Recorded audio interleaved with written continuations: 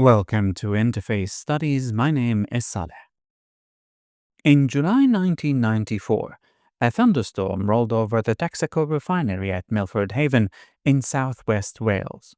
A lightning strike started a fire and tripped units across the plant, and the upset spread. In the control room, the computer did what it was built to do. It raised an alarm, then another, then more. For much of the morning, two operators were at times doing nothing but acknowledging them. The explosion came about 5 hours later. In the last 11 minutes before it, those two people had to recognize, acknowledge, and act on 275 alarms, roughly one every 2 to 3 seconds. Somewhere in the pile was the one that mattered. A vessel quietly filling with nowhere for its contents to go. They missed it. 20 tons of flammable hydrocarbon escaped from a ruptured pipe, ignited, and the unit exploded.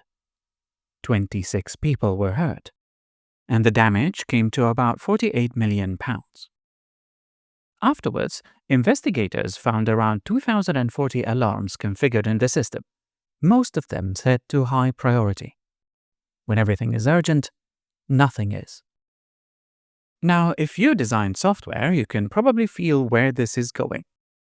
Let's hold on to that feeling, because the route there is longer than it looks, and the detours are the whole point of this video. The surprising part is what came next. The accident produced a discipline. The UK's Health and Safety Executive funded research into how alarm systems behave once installed. And in 1999, an industry body with a very mouthful name, the Engineering Equipment and Materials Users Association, turned it into a guide, EEMUA 191. It has been revised 3 times since, and the 2 international standards that govern industrial alarms today are aligned with it. We have probably never heard of it, and I think it's one of those most quietly influential documents that can be immensely helpful when it comes to interface design.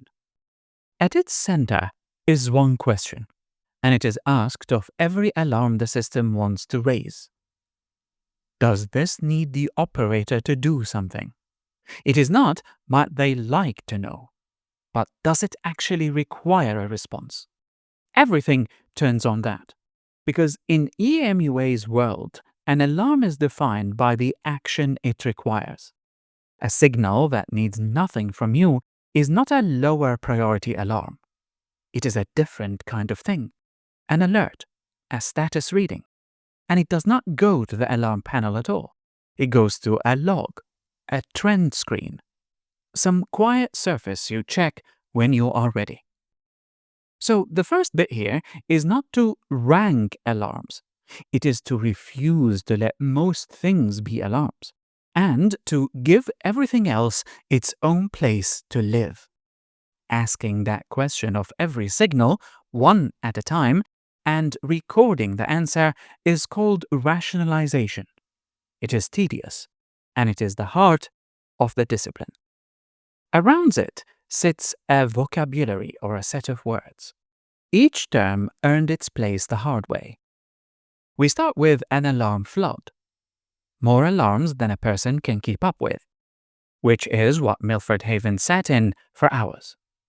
We also have a nuisance alarm, one that goes off without needing anything from you, slowly teaching you to ignore it. A standing alarm, one that has been on so long it has become wallpaper. We also have shelving, setting an alarm aside deliberately, on the record for a set time so it stops shouting without being switched off and forgotten. There's also a hard number. EEMUA's target for a plant running normally is no more than 1 alarm every 10 minutes. 1 every 10 minutes. Now, let's open our phone and look at our notifications history. This discipline did not appear from nowhere. Let's roll back 15 years to 4 in the morning on the 28th of March, 1979 at 3 Mile Island in Pennsylvania. A pump trips, and a chain of events begins that ends in a partial nuclear meltdown. Within minutes, more than 100 alarms are going off. The Presidential Commission that investigated put it plainly. There was no way to suppress the unimportant signals so operators could focus on the ones that mattered. Every alarm looked and sounded like every other. And worse, the indicator they most needed was misleading.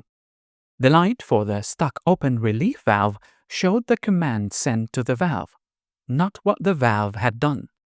They were flooded with what they did not need and starved of the one thing they needed.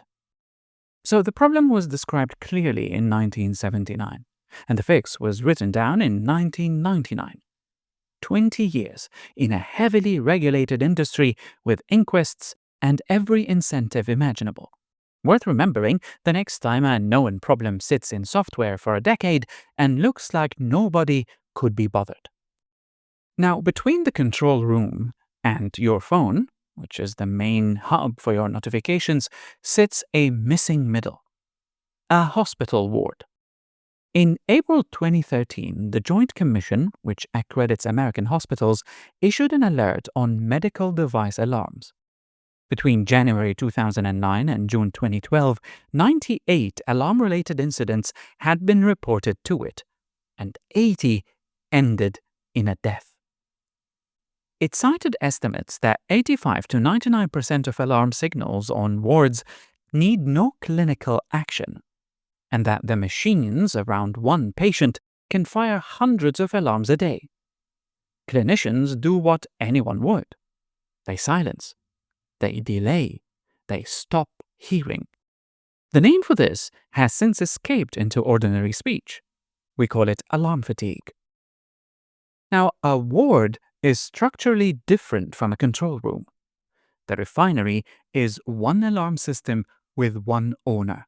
A ward is dozens of devices from different makers, each on its own defaults, all sounding into the same corridor, with no one at the bedside able to decide what gets to make a noise. The plant could fix its alarms because one party owned the system and wanted what the operator wanted. Take that single owner away, let the senders want something the receiver does not, and the plant's repair stops being available. The gap is where this ends up. And the research keeps returning to one point against every urge to blame whoever hit mute. A 1988 paper put it in its title, "Why are people turning off our alarms?" The answer from signal detection theory is that people calibrate to reliability. An alarm that is usually wrong trains everyone near it to respond as rarely as it is right. The nurse silencing a monitor is not failing the system. She is reading it correctly. Alarm fatigue is not a discipline problem in the human. It is a credibility problem in the machine itself. So far, one can feel that there is a tidy version of this story. Industry knew how to handle alarms, and software did not. And it is wrong. And the way it is wrong is the interesting part. Computing has had this on its books from the start. In 1971, at a forum at Johns Hopkins, Herbert Simon set out the terms. In a world rich with information, the scarce thing is the attention that information consumes. A wealth of information creates a poverty of attention. And according to him, an information system is only worth having if it saves more attention than it costs. By the late 1990s, human-computer interaction research was building on exactly that. In 1997, Daniel McFarlane at the U.S. Naval Research Laboratory published a taxonomy of interruption and then tested the 4 basic ways a machine can break in.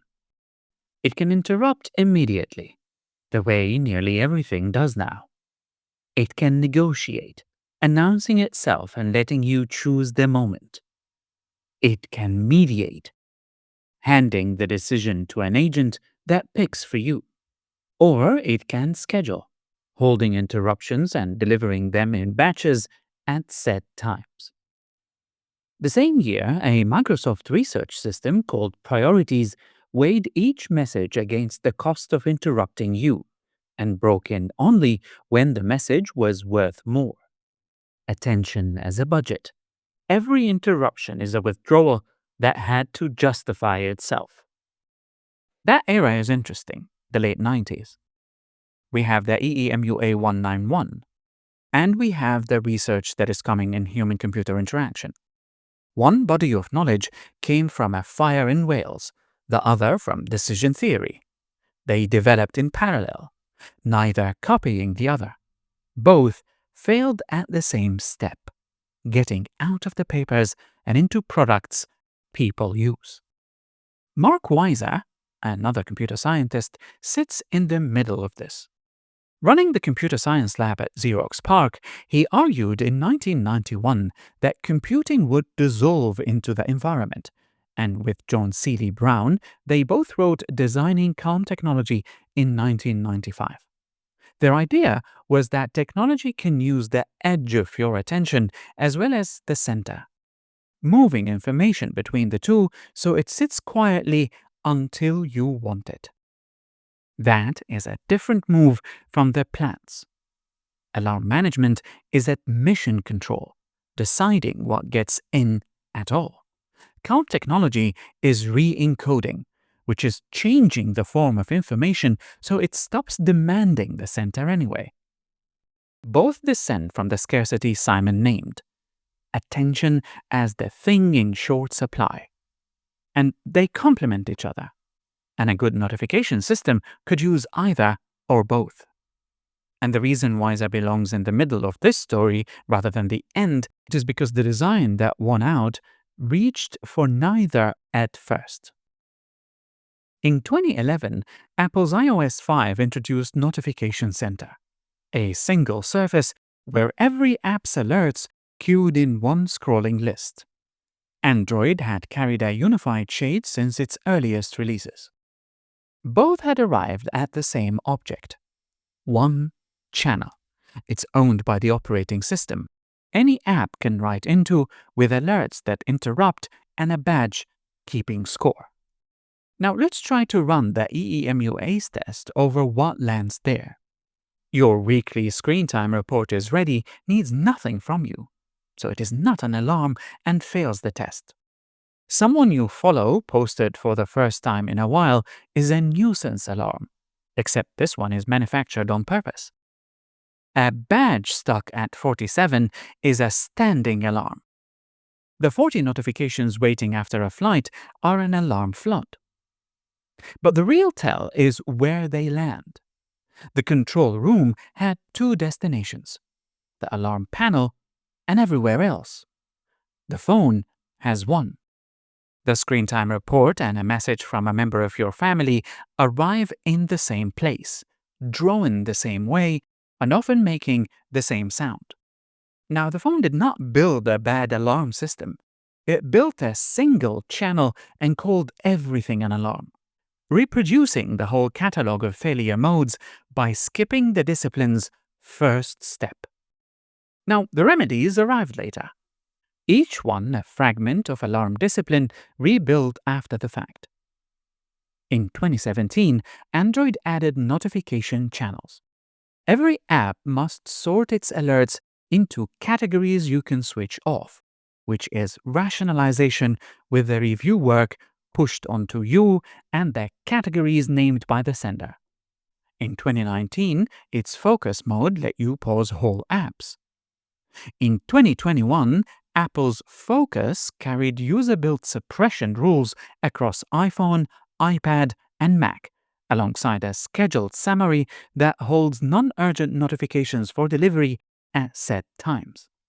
That summary is shelving, and it is almost exactly McFarlane's scheduled interruption, arriving 22 years after his experiment. In 2022, Android 13 made notifications opt-in, off by default for newly installed apps, sent only after the user agrees. That is admission control. And it is the model iOS had used for push notifications all along. Android merely brought its default into line. Now, the problem with opt-in is that it is a coarse gate, as good as we might think of it now. It decides whether an app may speak, not which of its messages should. And that finer judgment, which is rationalizations as we saw earlier, is something neither platform performs. Now, since they have evolved since notifications were introduced on both platforms, we have to ask, do these features help? Does anyone use them? From what I found, nobody outside Apple and Google knows. Neither publishes the numbers. What can be measured is the power of the default. According to the Business of Apps, on Android, where notifications arrived switched on, the median opt-in rate runs around 81%. On iOS, where you are asked first, around 51%. A 30-point gap from one design choice. Do these options help? The strongest evidence on whether these settings help is a 2019 field experiment that rerouted 237 people's notifications through a controlled app. Batching them 3 times a day lowered stress and improved mood, attention, and sense of control. Hourly batching did little. Switching them off entirely made things worse, raising anxiety and fear of missing out, a result other studies have echoed. The evidence favors shelving over silence. Scheduled summaries we have on iOS now point the right way. The blanket off switch does not. And the features most likely to help are the ones that change the default rather than hand you another settings screen. Notifications became such a big issue that in the mid-2010s, it had activists. A 2013 presentation by Tristan Harris, a call to minimize distraction and respect users' attention, grew into the Time Well Spent campaign and then the Center for Humane Technology. The reading is that notifications make trivial things feel urgent by borrowing the signals we reserve for important ones, which is Milford Haven's priority problem shrunk to fit a pocket. Their advice condenses everything to one rule: turn off every notification except those from people. Set against everything we've spoken about so far, that is rationalization by proxy. A one-line alarm philosophy you can enforce yourself using "Does a human want my attention?" as a stand-in for "Does this need a response?" It is blunt, and the batching evidence suggests its all-or-nothing edge has a cost. But it does the thing the platforms have not. It says what the channel is for. So the real question was never why the phone developed alarm problems. It is why 30 years of fixes arrived as settings, as homework handed to you, the user. Now, the answer is not as simple as they didn't want to or they were lazy. The answer seems to be structural. The refinery and the hospital could each, with effort, act as one authority over their alarms, because the alarm system had no agenda of its own. Your phone's senders do. For the people who make an app, a notification is a way to pull you back. So the flood is not debt waiting to be cleared. From their side, it is the system working exactly as built.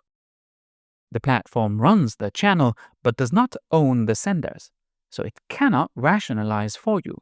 It can only hand you controls. And it never built the second destination, the quiet surface where the non-alarms were meant to go. One channel, every sender, no taxonomy, no owner. The phone has alarm management features, but no alarm philosophy. What would supply one already exists in the research, and none of it needs inventing. 3 borrowed levers, starting with admission control at send time, a notification declared with a required action or routed by default to the quiet surface, which is EMUA's test moved to the moment of sending. Rate limits, a cap on how often one sender can interrupt. EMUA's 1 every 10 minutes resized for a pocket.